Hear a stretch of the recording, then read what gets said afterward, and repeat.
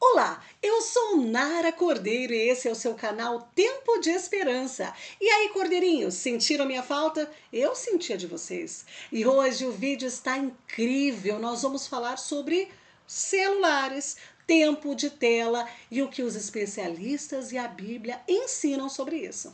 Mas antes, deixa aquele like, curta, compartilha e se inscreva no canal. Vamos à nossa vinheta?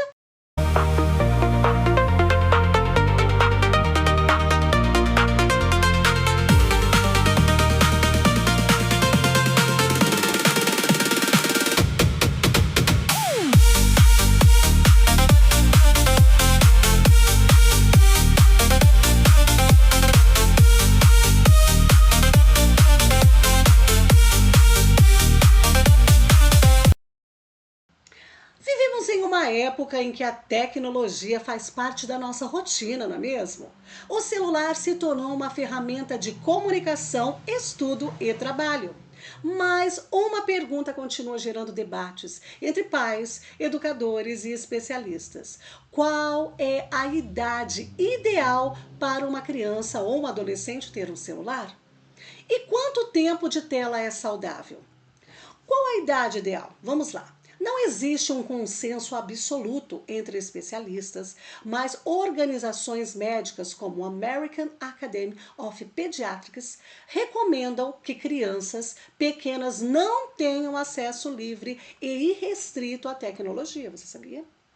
De forma geral, até 2 anos, evitar telas, exceto videochamadas em família. De 2 a 5 anos, no máximo 1 hora por dia, sempre supervisionada. De 6 a 12, uso limitado e acompanhado pelos pais. E a partir de 13 anos, maior autonomia, mas com regras claras e acompanhamento familiar. Aí ele continua falando sobre isso, olha que interessante, de 0 a 2 anos, evitar telas, priorizar interação humana, brincadeiras e desenvolvimento motor. De 2 a 5, até 1 hora por dia, conteúdo educativo e acompanhado pelos pais. De 6 a 10 anos, entre 1 e 2 horas diárias de lazer digital. Equilíbrio entre estudo, atividade física e convivência familiar. De 11 a 14, até 2 horas de entretenimento digital. Uso educacional pode ocorrer ali, além desse limite, quando necessário. De 15 a 18 anos, uso consciente e equilibrado, prioridade para o sono, estudo, exercício físico, vida espiritual e relacionamentos reais. Mais importante do que contar minutos é observar se o uso das telas está prejudicando o sono, os estudos, a saúde mental, a convivência familiar ou a vida espiritual. É muito sério. Quais são os efeitos negativos dos excessos de telas? Diversas pesquisas apontam que o uso excessivo de celulares e redes sociais pode causar, presta atenção, quais são os problemas físicos? Sedentarismo, obesidade, dores na coluna e no pescoço, problemas de visão, distúrbios de sono. Quais são os problemas emocionais? Ansiedade, depressão, irritabilidade, dependência digital, baixa autoestima. Problemas sociais, isolamento, dificuldades de comunicação presencial, menor convivência familiar e redução de empatia. E os problemas acadêmicos? Queda no rendimento escolar, dificuldade de concentração, redução da memória e da atenção. Os problemas espirituais também são muito preciosos, digo que são os mais preciosos, né? Menor tempo de oração, menos interesse pelo estudo da Bíblia, maior exposição a conteúdos incompatíveis com os princípios cristãos. É muito sério, né? Como a família pode combater o uso das telas? Vamos lá. Tempo do uso dos smartphones e iPhones, pode configurar aí. Você pode fazer o quê? Um limite nos aplicativos, né? Horários sem uso, restrições de conteúdo, controles de compras. Microsoft Family Safety, excelente opção para as famílias que utilizam computadores, Windows e celulares. Permite acompanhar o uso de dispositivos e estabelecer limites. Controle de roteador. Muitos roteadores modernos permitem desligar a internet em determinados horários, criar horários para cada dispositivo e bloquear sites específicos. Assim, o celular simplesmente deixa de acessar a internet durante a madrugada, por exemplo. A criança vai dormir. A melhor estratégia não é apenas proibir, mas educar. Algumas medidas importantes incluem dar exemplo. Pais e mães, presta atenção que é para vocês. Os filhos observam os pais. Famílias que passam menos tempo no celular costumam criar filhos mais equilibrados digitalmente. Como que você vai criar horários sem telas? Durante as refeições, por exemplo, sem celular, sem tecnologia. No culto familiar, antes de dormir, em passeios e momentos de convivência. Estimular atividades alternativas, leitura, esporte, música, trabalhos manuais, projetos missionários, contato com a natureza.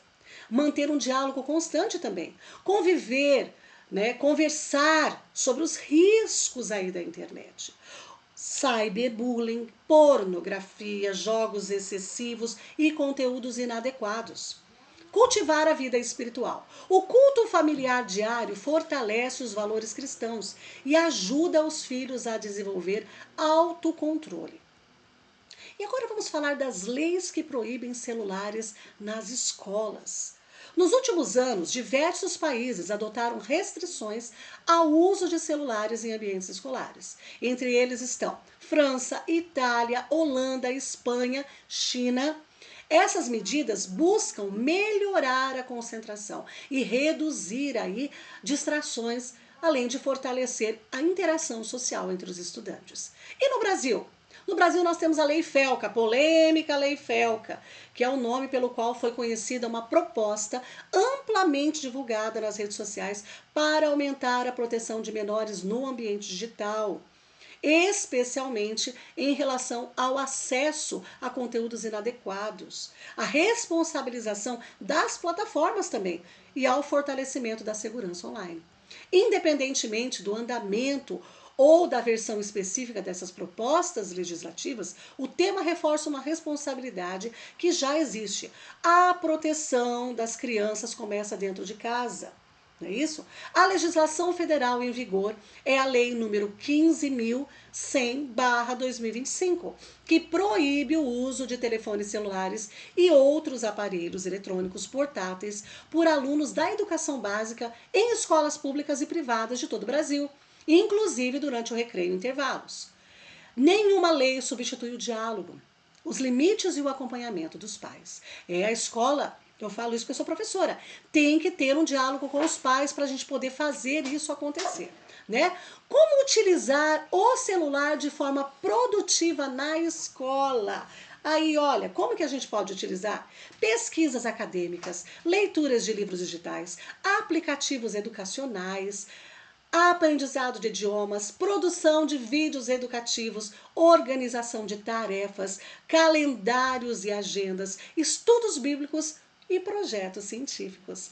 A tecnologia ela deve servir ao aprendizado e não substituir o pensamento crítico. É importante saber usar também na escola a tecnologia. Eu já usei muito com os meus alunos, tá? É muito importante isso. Como utilizar o celular de forma produtiva na vida pessoal? Vamos à vida pessoal agora.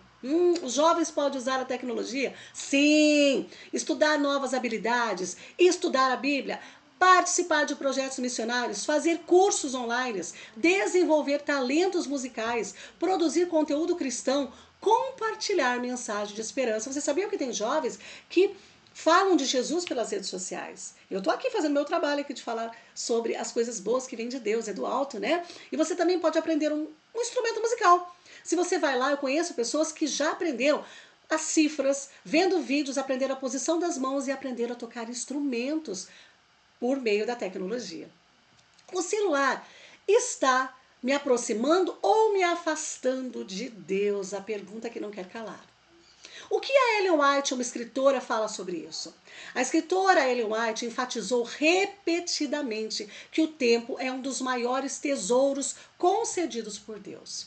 Ela escreveu assim: o nosso tempo pertence a Deus. Também ensinou que as crianças e jovens devem desenvolver hábitos úteis, disciplina, trabalho, estudo e serviço ao próximo. Segundo a escritora, a juventude não deve gastar suas energias em diversões vazias, mas preparar-se para servir a Deus e à humanidade. Ela valoriza o estudo da Bíblia, o serviço missionário, o trabalho útil, o desenvolvimento do caráter, o contato com a natureza, a educação cristã. Por exemplo, eu vou dar um exemplo para vocês. Acontece uma tragédia, como que aconteceu na Venezuela agora, um grande terremoto. E você pode pedir o quê? Donativos pelas suas redes sociais, divulgar, pedir ajuda para ajudar as pessoas, isso de maneira correta e consciente.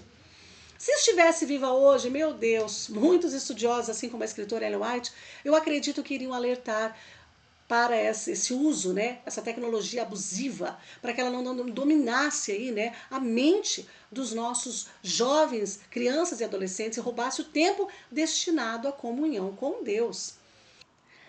O que a Bíblia ensina sobre a educação dos filhos? Vamos agora ao tempo com Deus.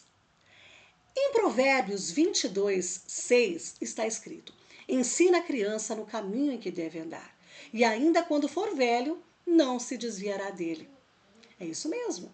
E com certeza vai ensinar seus filhos, né? Deuteronômio 6, de 6 a 7. Essas palavras de hoje te ordeno, estarão no teu coração, tu as inculcarás aos teus filhos. Eu acabei de falar, né? Olha aí, Efésios 6, 4. Cria-os na disciplina e na admoestação do Senhor. É muito importante. A responsabilidade pela formação espiritual dos filhos começa dentro do lar. A Bíblia alerta sobre o uso do tempo. Em Efésios 5, de 15 a 16, está escrito assim: vede, prudentemente como andais, remindo o tempo. Salmos 90, 12 ensina-nos a contar os nossos dias para que alcancemos o coração sábio. Deus deseja que o tempo seja utilizado com sabedoria e propósito.